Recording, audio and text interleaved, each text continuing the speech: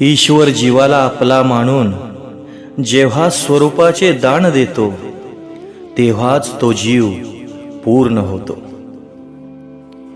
ईश्वरा वाचून सर्व संसार अपूर्ण आहे.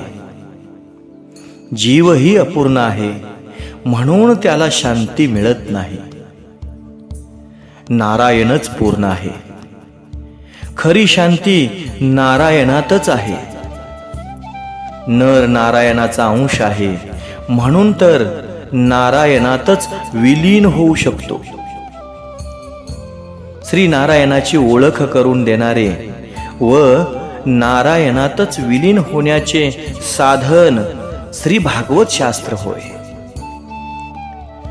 जीव नारायणाचाच अंश आहे. त्याला तर नारायणातच विलीन व्हायचे आहे.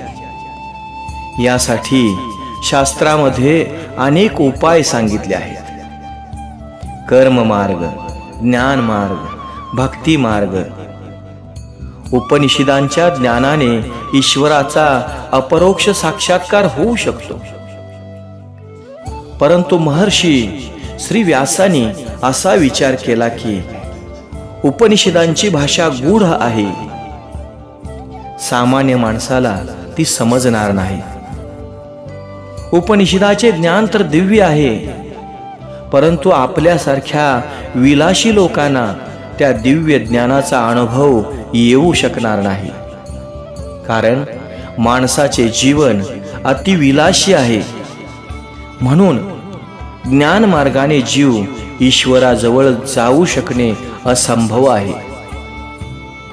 अतिवैराग्याशिवाय ज्ञान मार्गात सफलता मिळत नाही. ज्ञानाचे मूळ वैराग्य.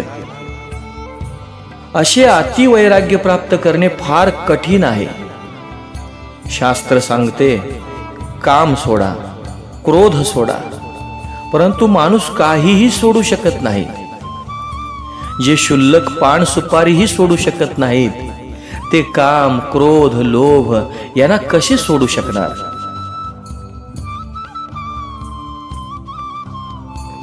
ते घरे कशी सोडू शकतील?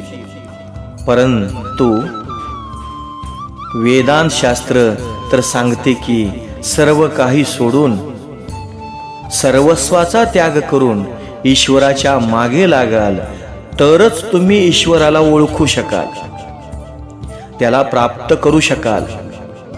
सर्व सोडणे, सर्वस्वाचा त्याग करणे साधारण माणसासाठी सोपे नाही. या सर्व गोष्टीचा विचार करून भगवान श्री व्यासांनी श्रीमद भागवत शास्त्राची रचना केली आहे. उपनिषदांनी दाखविलेला मार्ग आपल्यासारख्या लोकांसाठी सोपा नाही. उपनिषदांचे तात्पर्य त्यागात आहे. जय जय रामकृष्ण.